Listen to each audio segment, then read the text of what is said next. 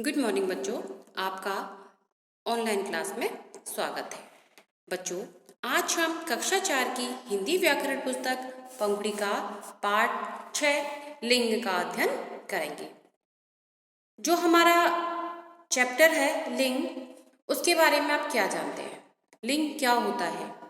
लिंग जैसे स्त्रीलिंग और पुल्लिंग, ठीक है, पुल्लिंग दो चीज़ें होती हैं, यानी कि ऐसे शब्द जिनसे हमें स्त्री जाति और पुरुष जाति का पता चलता है। माना कि कोई चीज़ है हमारे सामने, तो हम कैसे पहचान करेंगे कि वह स्त्री जाति की है या पुरुष जाति की है। तो ये सारी चीज़ें आज हम इस चैप्टर में पढ़ने वाले हैं, ठीक है। और इस चैप्टर में हम क्या क्या पढ़ेंगे? सबसे पहले पढ़ेंगे हम लिंग किसे कहते हैं, लिंग के कितने भेद होते हैं, लिंग के कितने प्रकार होते हैं, ठीक है बच्चों। अब सबसे पहले मैं एक लिंग का आपको साधारण शब्दों में उसका मतलब समझा देती हूँ कि लिंग क्या होता है, ठीक है। लिंग को इंग्लिश में हम जेंडर बोलते हैं, ये तो सबको पता ही हुआ, क्योंकि लिंग को हम बचपन से तो क्या मतलब फर्स्ट क्लास से ही पढ़ते आ रहे हैं। और ये चीज़ें क्या होती हैं, जब हम छोटे स्तर में होते हैं, छोटी क्लास में होते हैं, तो उसका लेवल जो होता है वो थोड़ा कम होता है। लेकिन जैसे जैसे हम अपर क्लास में बढ़ते जाते हैं, किसी भी चैप्टर का जो रूप होता है, उसकी जो चैप्टर होता है वह और अधिक विस्तृत रूप से हमारे सामने आता जाता है, ठीक है। तो लिंग क्या है? संज्ञा के जिस रूप से उसके पुरुष या स्त्री जाति होने का बोध हो उसे लिंग कहते हैं। समझ में आया कि जो कोई भी संज्ञा है, ठीक है, संज्ञा शब्द है, उससे हमें ये पता चले कि ये पुरुष है या ये स्त्री है, तो उसकी जाति का जब हमें पता चलता है तो वही लिंग कहलाता है। जैसे लड़का लड़की, अब हम कैसे समझेंगे कि जो लड़का है वो पुल्लिंग है और जो लड़की है वह स्त्रीलिंग है, ठीक है। अब आप अपनी पुस्तक में चित्रों को ध्यान से देखेंगे तो कुछ समझने का प्रयास कीजिएगा उन चित्रों को देख के कि हमें कैसे पता चल रहा है कि क्या शब्द स्त्रीलिंग है और कौन सा शब्द पुल्लिंग है, ठीक है। अब सबसे पहला चित्र है, एक दादाजी हैं, वह अखबार पढ़ रहे हैं। तो पहली लाइन वाक्य है दादाजी अखबार पढ़ रही हैं, ठीक है। दादी जी कहानी सुना रही हैं, ठीक है। अब दादाजी कौन है? पुल्लिंग है, ठीक है। दादी जी स्त्रीलिंग है। अध्यापक पाठ पढ़ा रहा है, अध्यापिका बोर्ड पर लिख रही है। अब जो अध्यापक शब्द है वह क्या है? पुल्लिंग है, और अध्यापिका शब्द क्या है? वह स्त्रीलिंग है, ठीक है। क्लियर? अब दादाजी अखबार पढ़ रहे हैं, दादी जी सोफे पर बैठी है। ये कुछ चित्र मैंने अलग से लिए हैं, आपकी पुस्तक के नहीं हैं, इनको मैंने समझाने के प्रयास के लिए आपको यहाँ पर इनको लेकर आई हूँ मैं यहाँ पर, तो थोड़ा समझने का प्रयास करिएगा। दादाजी अखबार पढ़ रहे हैं, तो दादाजी पुल्लिंग शब्द है और दादी जी क्या है? स्त्रीलिंग शब्द है।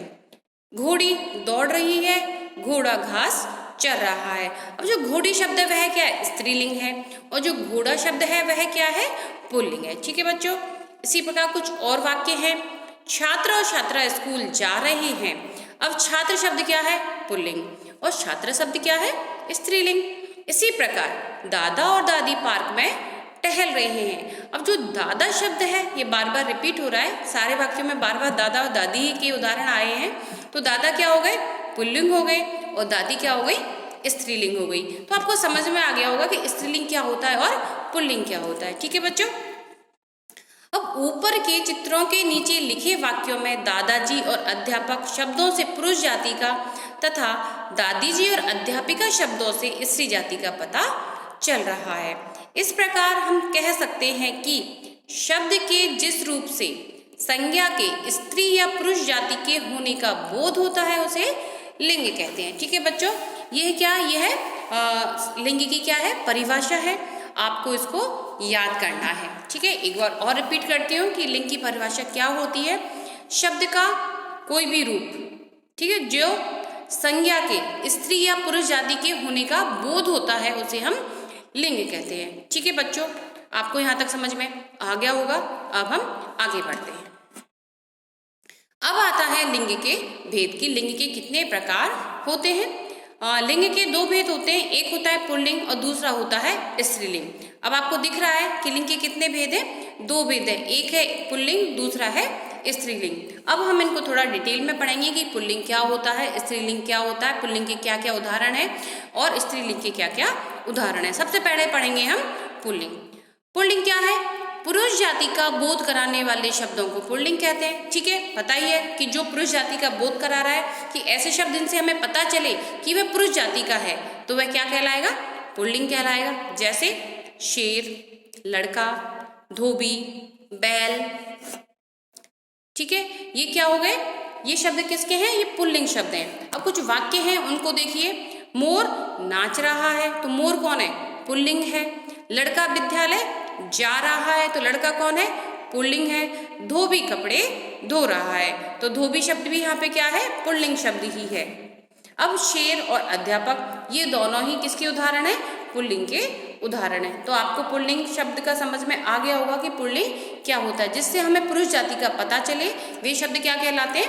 पुल्लिंग कहलाते हैं। ठीक है, अब हम पढ़ेंगे स्त्रीलिंग की स्त्रीलिंग क्या होता है, स्त्रीलिंग जाति का हमें पता कैसे चलता है। स्त्री जाति का बोध कराने वाले शब्दों को स्त्रीलिंग कहते हैं। जैसे शेरनी, लड़का, धोबिन, गाय। ये जो शब्द दे रखे हैं वह किसके हैं? स्त्रीलिंग शब्द हैं सारे। अब शेरनी और अध्यापिका, ये भी क्या है? स्त्रीलिंग शब्द हैं। अब लड़की तैर रही है, माताजी खाना बना रही हैं, शेरनी दहाड़ रही है। ठीक है, तो लड़की क्या है? स्त्रीलिंग है। माताजी भी स्त्रीलिंग है, शेरनी भी स्त्रीलिंग है। अब हम लिंग की पहचान कैसे करेंगे? ठीक है, अपन ने ये तो देख लिया कि लिंग की परिभाषा क्या है, लिंग के कितने भेद होते हैं, पुल्लिंग होता है और स्त्रीलिंग होता है। लेकिन हम इसकी पहचान कैसे करेंगे? हमें कैसे पता चलेगा कि ये स्त्रीलिंग शब्द है या फिर ये पुल्लिंग शब्द है? ऐसे शब्दों में जो प्राणी नहीं है, लिंग की पहचान दो प्रकार से की जाती है। कैसे की जाती है? इनके साथ लगे विशेषण शब्दों से। ठीक है, इनके साथ क्या लगे रहते हैं? विशेषण शब्द लगे रहते हैं। जैसे नींबू खट्टा है। अब खट्टा है तो खट्टा तो पुल्लिंग शब्द के लिए ही आएगा। ठीक है, यदि खट्टी होती तो क्या होती? वो स्त्रीलिंग शब्द होता। अब यहाँ पर नींबू क्या हो जाएगा? पुल्लिंग हो जाएगा। इमली खट्टी है। ठीक है, अब खट्टा और खट्टी मैंने बताया, खट्टा है तो पुल्लिंग है, खट्टी है तो है स्त्रीलिंग है। अब जो खट्टा और खट्टी शब्द है, ये क्या है? विशेषण शब्द है। ठीक है, जहाँ विशेषण शब्द लगे होते हैं उनसे भी हम पहचान कर सकते हैं कि यह स्त्रीलिंग है या पुल्लिंग है। इन वाक्यों में नींबू तथा इमली प्राणी नहीं है, परंतु नींबू के साथ खट्टा विशेषण है, अतः नींबू पुल्लिंग है। इमली के साथ खट्टी विशेषण है, अतः इमली स्त्रीलिंग है। ठीक है बच्चों, समझ में आया आपको कि यदि कोई चीज क्या है? प्राणी नहीं है वो। ठीक है, तो उसके साथ क्या लगा रहता है? विशेषण लगा रहता है। तो जहाँ विशेषण लगा होगा उससे हमें पहचानने में आसानी होगी कि वह स्त्रीलिंग है या वह पुल्लिंग है। अब दूसरी चीज है, इनके साथ लगे क्रिया शब्दों से भी हम पता लगा सकते हैं कि वह स्त्रीलिंग है या पुल्लिंग है। पापा ने चश्मा पहना। ठीक है, मम्मी ने चूड़ी पहनी। अब पहना क्या है? यहाँ पे क्रिया है। पहनी क्या है? क्रिया है। अब पहना से हमें पता चल रहा है कि यहाँ पे पुल्लिंग होगा और पहनी से हमें पता चल रहा है कि यहाँ पर स्त्रीलिंग होगी। इन वाक्यों में चश्मा तथा चूड़ी प्राणी नहीं है। ठीक है, प्राणी पहले नींबू और इमली भी नहीं थे, लेकिन उनके साथ विशेषण लगा हुआ था। अब यहाँ पर चश्मा और चूड़ी दोनों ही क्या है? प्राणी नहीं है। ठीक है, तो इनके साथ क्या लगाइए? क्रिया से हमें पता चल जाएगा कि यहाँ पर स्त्रीलिंग होगा या पुल्लिंग होगा। ठीक है, इन वाक्यों में चश्मा तथा चूड़ी प्राणी नहीं है, परंतु चश्मा के साथ पहना क्रिया है, अतः चश्मा क्या होगा? पुल्लिंग है। चूड़ी के साथ पहनी क्रिया है, अतः चूड़ी क्या होगी? स्त्रीलिंग है। ठीक है बच्चों, यहाँ तक समझ में आ गया। अब हम आगे बढ़ते हैं। अब कुछ चीजें और भी हैं जानने वाली, इनको थोड़ा ध्यानपूर्वक सुनना, जिससे आपको सारी चीजें अच्छे से समझ में आ जाएंगी। ठीक है, सदैव स्त्रीलिंग रहने वाले शब्द। कुछ शब्द ऐसे हैं जो हमेशा स्त्रीलिंग में ही रहते हैं और कुछ शब्द ऐसे भी हैं जो हमेशा पुल्लिंग में भी रहते हैं। उनमें कभी चेंजेस नहीं होते हैं, वो एज इट इज यूज में आते हैं। अब जैसे कुछ भाषाओं के नाम, जो भाषाओं के नाम है जैसे हिंदी, इंग्लिश, संस्कृत, जापानी आदि, ये हमेशा किस में रहते हैं? स्त्रीलिंग में। नदियों के नाम गंगा, गोदावरी, सरस्वती, टेम्स आदि और भी नदियां हैं, वो सारी स्त्रीलिंग में रहती हैं। फिर है बेलों के नाम, जैसे चमेली, जूही, मधुमती, मल्लिका आदि जितनी भी बेलें हैं वो किस में आती हैं, वो सारी स्त्रीलिंग में आती हैं। फिर झीलों के नाम भी स्त्रीलिंग में गिने जाते हैं, मानसरोवर, डल, नैनी, बड़खल आदि। फिर प्राणियों के नाम, जैसे तितली हुई, मैना, मछली, बुलबुल आदि, ये सब क्या है, स्त्रीलिंग में रहने वाले शब्द हैं। अब पढ़ेंगे हम सदैव पुल्लिंग रहने वाले शब्द। अभी अब हम स्त्रीलिंग रहने वाले शब्द पढ़े थे, अब हम सदैव पुल्लिंग रहने वाले शब्दों का अध्ययन करेंगे। जैसे देशों के नाम, जो भी देशों के नाम है वो सब पुल्लिंग में आते हैं, जैसे भारत, पाकिस्तान, अमेरिका, इटली आदि। फिर पहाड़ों के नाम, हिमालय, नीलगिरी, आल्प्स आदि। फिर पेड़ों के नाम, पीपल, नीम, बरगद, शीशम आदि, ये सब किस में आते हैं, पुल्लिंग में रहने वाले शब्द हैं, हमेशा ये पुल्लिंग में रहते हैं। फिर आते हैं दिनों के नाम, सोमवार, मंगलवार, बुधवार आदि, ये भी हमेशा पुल्लिंग में रहते हैं। फिर है रत्नों के नाम, हीरा, पन्ना, मूंगा, नीलम आदि। ठीक है, जो रत्नों के नाम है वह भी पुल्लिंग में ही गिने जाते हैं। ठीक है, तो ये चीज़ याद करने वाली है, इनको थोड़ा अच्छे से याद कर लेना और अपने इनको माइंड में अच्छे से सेट कर लेना। ओके बच्चों, अब है कुछ अनपुल्लिंग शब्द और स्त्रीलिंग शब्दों के कुछ उदाहरण दे रखे हैं, उनको भी हम देख लेते हैं। जैसे लड़का क्या है, पुल्लिंग शब्द है।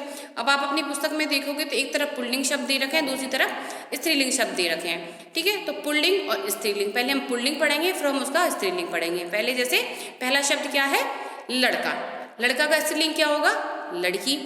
बेटा का बेटी, देव का देवी, नर का नारी, पति का पत्नी, शेर का शेरनी, चूहा का चुईया, बैल का गाय, बंदर का बंदरिया, बूढ़ा का बुढ़िया, पड़ोसी का पड़ोसिन, मालिक का मालकिन। ठीक है, अब कुछ और भी हैं, उनको भी देख लेते हैं। जैसे राजा का क्या होगा पुल्लिंग शब्द, सॉरी स्त्रीलिंग शब्द, रानी। शिष्य का शिष्या, लेखक का लेखिका, गायक का गायिका, बादशाह बेगम, कवि कवित्री, बलवान बलवती, अध्यापक अध्यापिका, श्रीमान श्रीमती, सम्राट सम्राज्ञी, गुड्डा गुड़िया, नेता नेत्री। ठीक है, तो इनको आप याद कर लेना बच्चों, क्योंकि ये हमेशा एग्जाम में आते ही आते हैं, इसलिए ये इम्पॉर्टेंट है सारे, इनको याद कर लेना।